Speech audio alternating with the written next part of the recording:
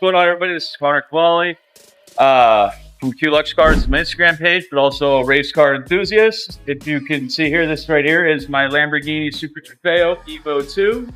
This car here is probably my favorite car that I've owned so far. But prior to this, I owned a Cayman GT4. Also, you can see on my Instagram page.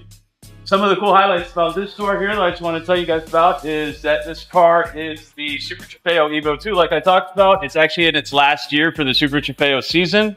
Then they're going to be switching to the new car next year. The car is fully carbon fiber body. It's got weighs around 2,600 pounds dry and about 620 horsepower.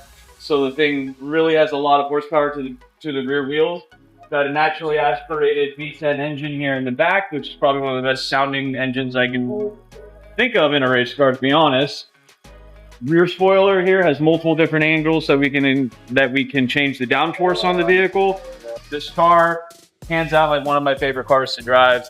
It is a car that you really have to drive on the edge, but also, be able to maintain, and that's the challenge in which I'm trying to overcome right now, is to find that limit. All right, so Connor, how long have you been in racing or racing in general? I got back into racing a few years ago, like actually competitive racing a few years ago with my Cayman GT4.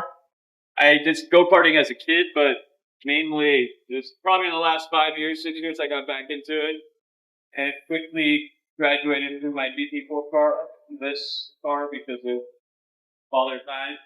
I guess my GT4 car is just not competitive anymore, so I bumped up in class and speed and went with the Super Trofeo Evo 2.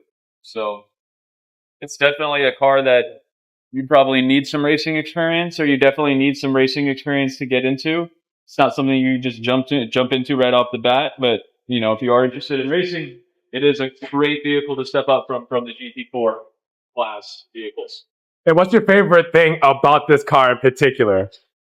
Besides the fact that it's naturally aspirated V10, I would say just the weight of it, the weight of it, the braking, the being able to brake really late in the corners, the speed that it has out of the corners is incredible. 620 horsepower to the rear wheels is a lot of horsepower in a 2,600 pound car.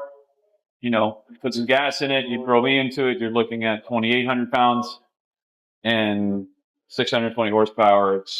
It's just a rocket ship, and it's really fun to drive. We've been to Sebring, as you know. We've been to Sebring. We've been to Homestead on the YouTube channel. Out of those two tracks, do you have a favorite to drive? Sebring is by far my favorite. Why is that? It's just a great track. It's multiple different things. Fast corners, slow corners, technical corners, corner 1 to speed corner 17, Very rarely do you find a track where you're coming into 17 at a diagonal at 160 miles an hour and then you hit the brakes. It's kind of reverse. You want to usually brake straight, then turn. 17, you turn, then brake. So that's, there's a lot of trickiness to it. Homestead's a little bit different, shorter track, shorter straightaways and everything. So this car really does well here because on a straight line, it is faster than a cup car, Porsche cup car. So if I can get a good exit from turn 16, that max straightaway allows me to really gain some ground on my competitors. I appreciate your time, Connor. Thank you so much for showing us the car, and we'll have more content with this car on the YouTube channel. Make sure you guys like, subscribe, stay tuned, and follow Connor and his adventures in his Lamborghini Super Trofeo. Thank you.